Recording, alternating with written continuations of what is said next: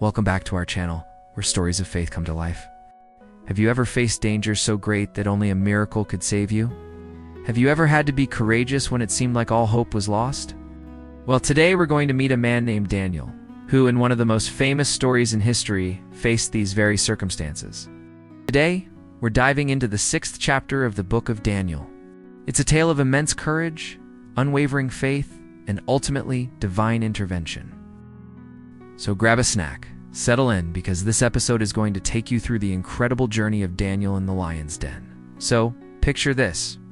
The year is 535 BC, and the place is Babylon. This was a time when empires were like the Avengers of the ancient world, always clashing and conquering. And Babylon was like the original powerhouse. It was rich, it was influential, and it was home to some seriously wise people.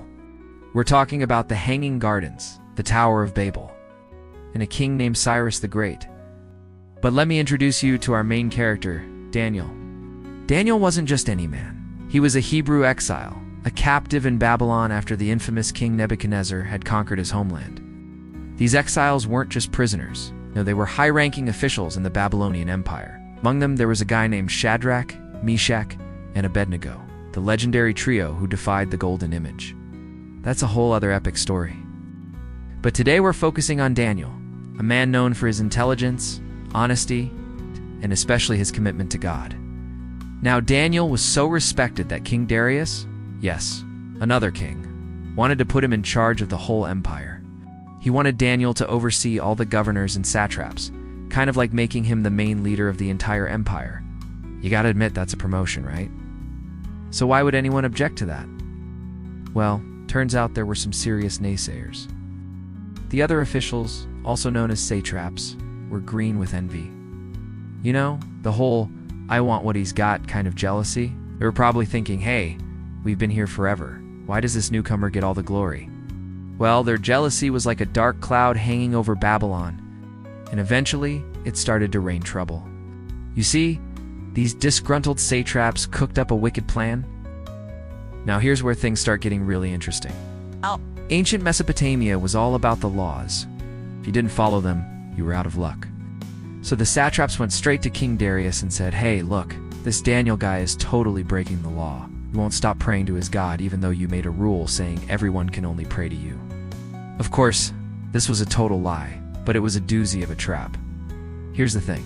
You can't mess with a king's authority. It was like the ultimate no-go zone. If you broke that rule, well, you were out of the kingdom, maybe even out of this world. The satraps figured they'd finally get rid of Daniel by playing this card, and wouldn't you know it, it worked like a charm. King Darius, bless his heart, didn't know what to do. He was torn between his respect for Daniel and his duty to uphold the law. Darius was actually a pretty cool king. I mean, he trusted Daniel so much that he put him in charge of the whole empire. That's a big deal, but now he had to make a tough call. Do something about Daniel and risk losing a loyal friend and brilliant advisor, or stick to his guns and let the law run its course. It was a lose-lose situation. As Darius pondered his options, Daniel kept doing what he'd been doing all along, praying 3 times a day, morning, noon, and night. He wasn't about to stop now, not when his relationship with God was on the line. In the meantime, the satraps were practically dancing with glee. They thought they had Daniel right where they wanted him. They told Darius, look, this guy is a rebel. He's breaking the law, and he's not listening to reason. Hey, what are we supposed to do? And Darius, feeling the heat, signed the death warrant.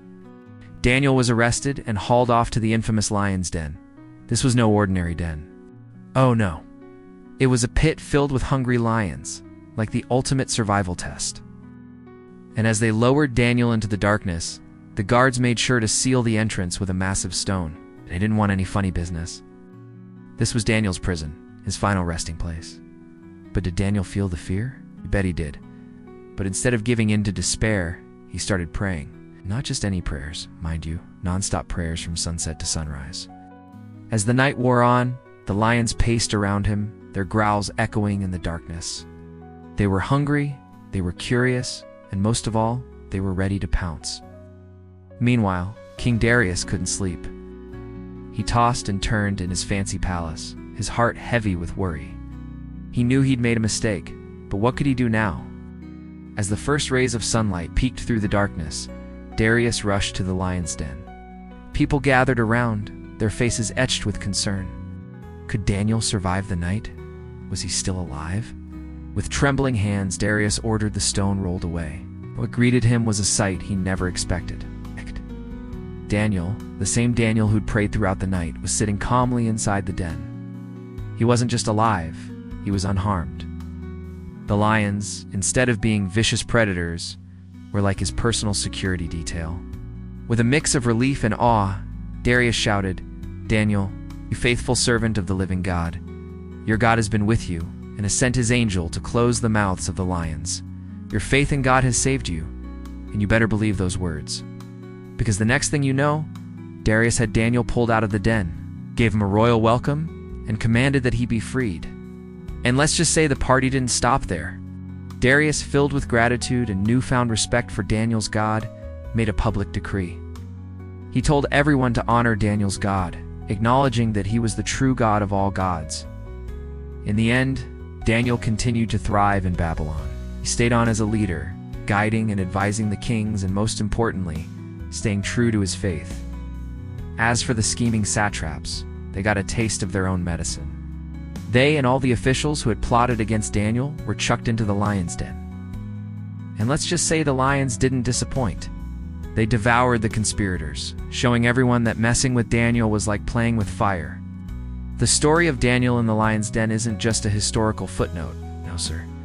It's a beacon of courage, faith, and justice. It shows us that even in the face of insurmountable odds, when everything seems to be stacked against you, having courage and faith in God can protect you. Daniel's story is a reminder that true bravery isn't the absence of fear.